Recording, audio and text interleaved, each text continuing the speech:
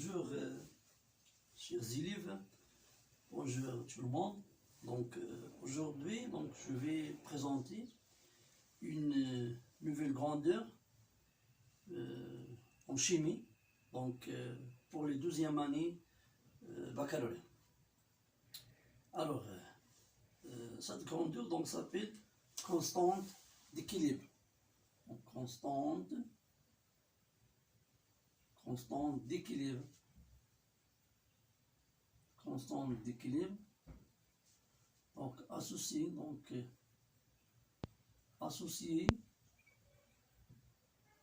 à une à l'équation de réaction, à l'équation de réaction notée K. Alors l'objectif c'est d'exprimer la constante d'équilibre en fonction de plusieurs grandeurs, par exemple l'avancement final x final, le taux d'avancement, le pH, etc. Alors, mais premièrement, je vais parler sur le quotient de réaction. Par exemple, on prend cette réaction comme exemple, maintenant la réaction d'un acide avec l'eau. Donc, la réaction d'un acide, par exemple un acide AH, réagit avec l'eau. Donc ça, c'est un acide, capable de libérer H+, devient A- plus H3 au plus. AH, sa base conjuguée c'est A-, H2O, c'est une base, capable de fixer, susceptible de fixer un proton H+. Il devient H3 de plus. Alors, on sait seulement ici l'état final, c'est X final, ça c'est en XI, et ça c'est X final et X final. Alors, le quotient de réaction, premièrement, le quotient de réaction à l'instant T. Donc c'est quoi? C'est la concentration des produits, la concentration des produits A- fois la concentration H3+, divisé par la concentration de AH fois H2O. Alors, dans le cas des solutions aqueuses, dans le cas des solutions aqueuses, on prend la concentration H2O égale à 1. C'est-à-dire que R, il devient Q, QR, quotient de réaction, égale A- fois la concentration H2+ divisé par AH. Ça c'est QR, à l'instant T. Alors, QR à l'instant QR final,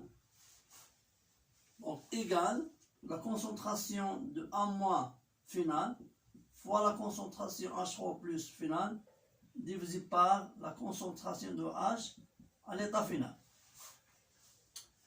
Alors, expérimentalement, on a montré que QR à l'état final ne dépend pas de l'état initial.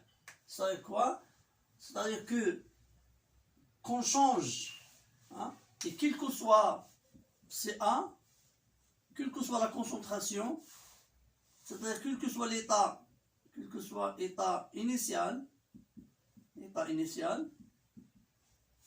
d'accord, l'état initial du sous-système chimique, quelle que soit la concentration, QR final égale à une constante K. D'accord? C'est quoi? C'est la constante d'équilibre K ne dépend pas de l'état initial.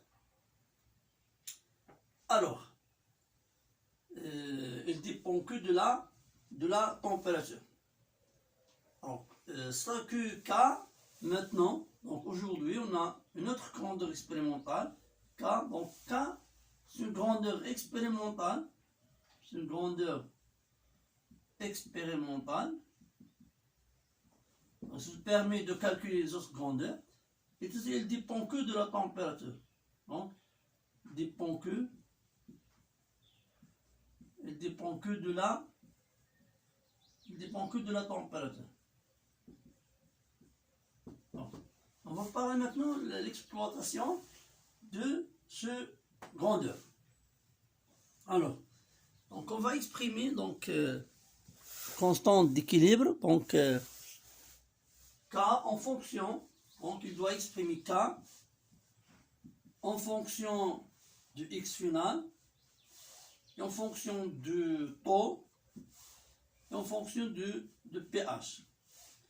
Donc on va commencer avec X final.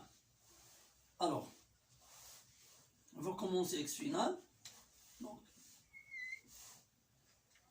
Donc c'est quoi K? Donc K, donc l'expression de K de cette réaction égale à A moins en final fois la concentration H3 plus finale divisé par AH.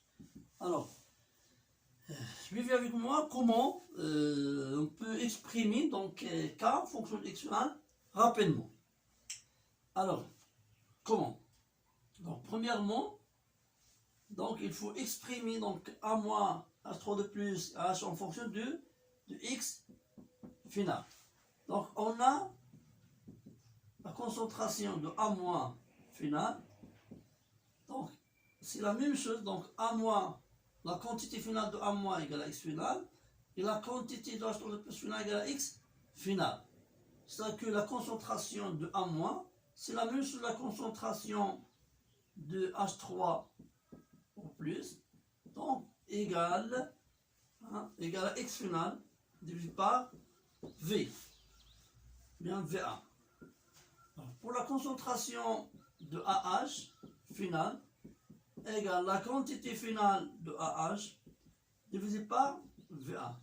Si on revient au tableau d'avancement, donc la quantité de matière finale de AH égale à CaVA moins X final. Donc égale à CaVA moins X final divisé par VA. Donc on peut simplifier ça, donc on obtient que donc égal à VA. Donc on remplace ces expressions dans la constante d'équilibre K.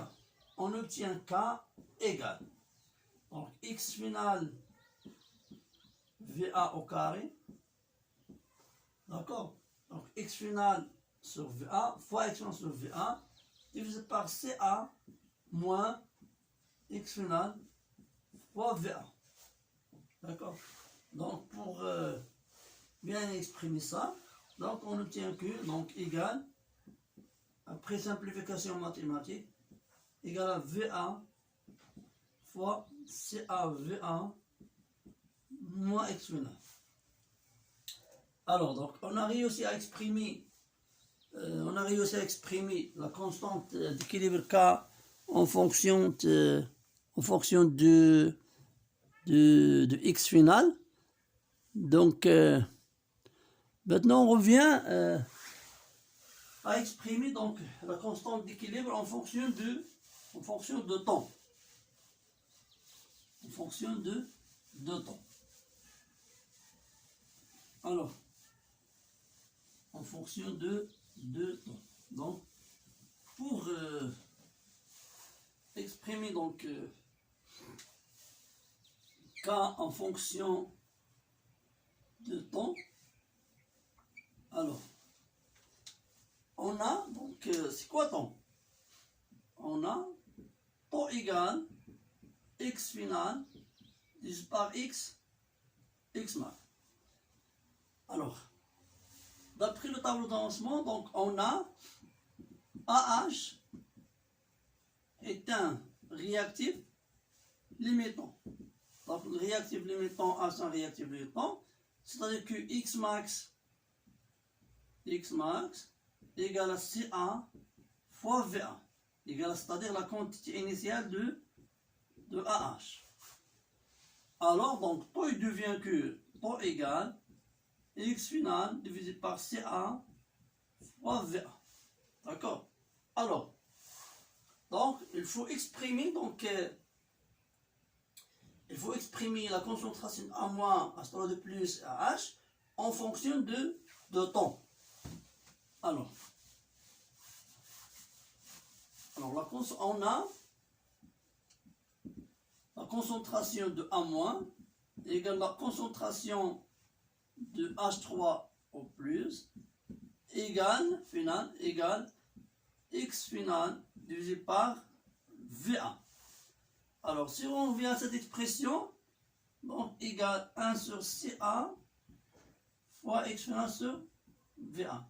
Donc, c'est X final sur VA, donc d'après l'expression, donc X final sur VA égale à temps fois CA. D'accord? Donc, X final sur VA égale à temps fois CA. La concentration de AH égale à CA VA moins X final divisé par VA égale à CA moins X final sur VA. Donc X final sur VA égale à temps fois CA. Donc égale à CA moins CA fois temps. Donc on peut factoriser avec CA. Donc on obtient que égale à 1 moins temps. D'accord?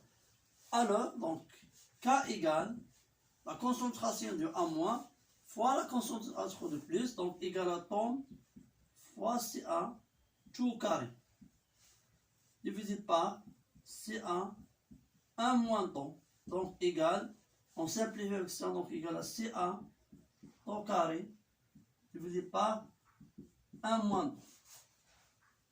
D'accord? Donc on a exprimé K en fonction de temps.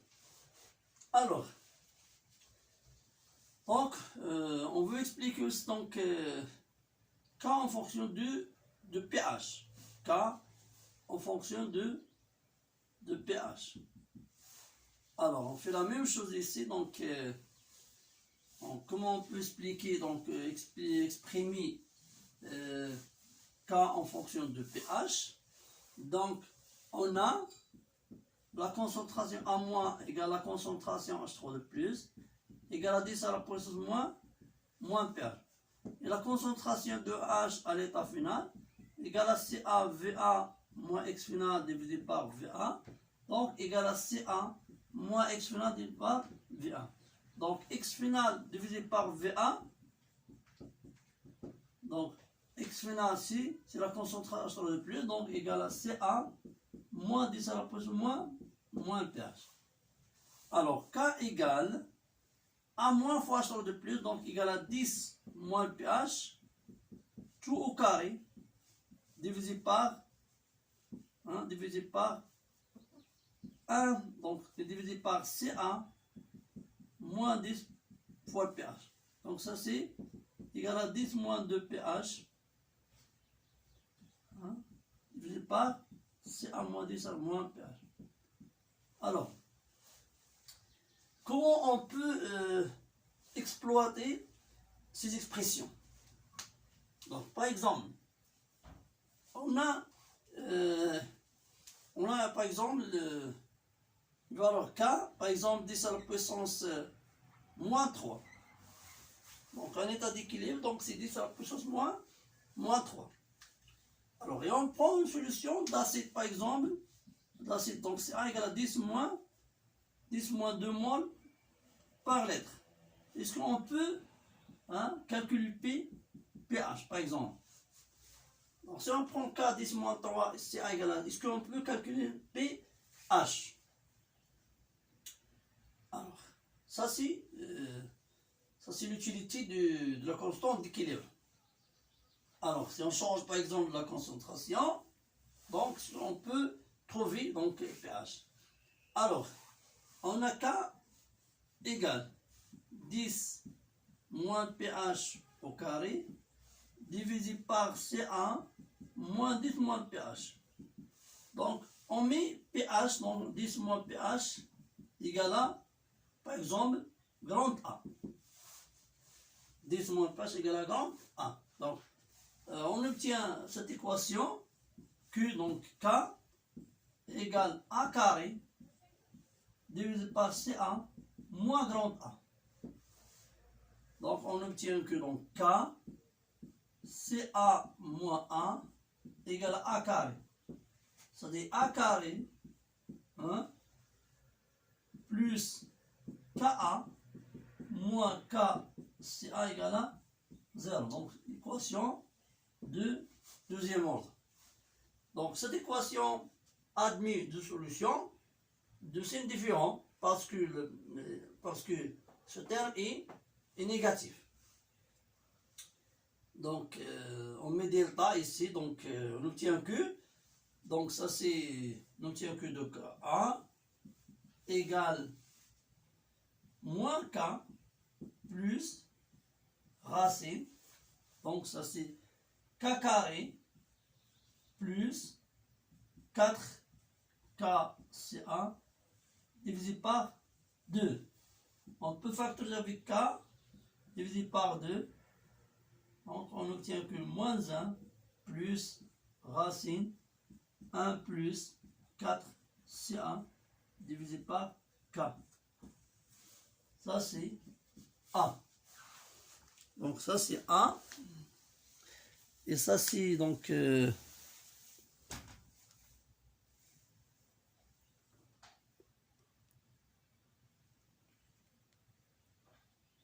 donc ça c'est A. Donc pour trouver donc 10 à la puissance moins pH. Donc 10 à la puissance moins pH. 10 à la puissance moins pH égale à K divisé par 2. 1 moins 1 plus racine 1 plus 4CA divisé par K. D'accord? Donc pour trouver le pH, donc pH égale moins log 2, donc 2K divisé par 2, moins 1 plus racine, 1 plus 4CA divisé par K. Alors, on a calculé pH. D'accord? Donc, il y a une autre question que, donc ça c'est le pH, il y a une autre question que, par exemple,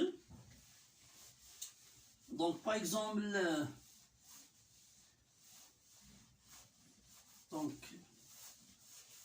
j'ai une solution, par exemple de concentration, par exemple CA 10-2 pH, 10-2 mol par litre, par exemple, et on a une constante d'équilibre K, par exemple 10 -4 -4.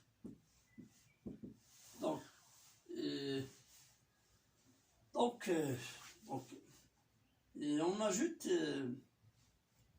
la question, donc on ajoute une quantité d'eau, par exemple, on a dilué la solution, donc on a dilué la solution, et on a mesuré le pH, et on obtient que le pH, par exemple, égale 4,5. D'accord? On a dilué, par exemple, la solution, la concentration CA, donc on a mesuré la pH, on obtient que non. Calculez donc la question, calcule la concentration CA'. D'accord? Et trouver le facteur de la dilution. Donc on a K égale 10 moins 2 pH divisé par CA moins 10 moins pH. D'accord? Alors, on a la constante d'équilibre K et on a le pH, donc c'est A, donc c'est incliné ici. Alors, donc c'est CA'. Donc, K CA' moins 10 moins pH égale à 10 moins 2 pH. D'accord? Ça veut dire que donc on multiplie ça, donc on trouve que CA' égale 10 moins 2 pH plus K10 moins pH divisé par K. Donc égale dites-moi 2 pH divisé par K plus 10 à la puissance moins le pH. Donc ça c'est la concentration. D'accord? Alors, dans cette vidéo, donc on a essayé de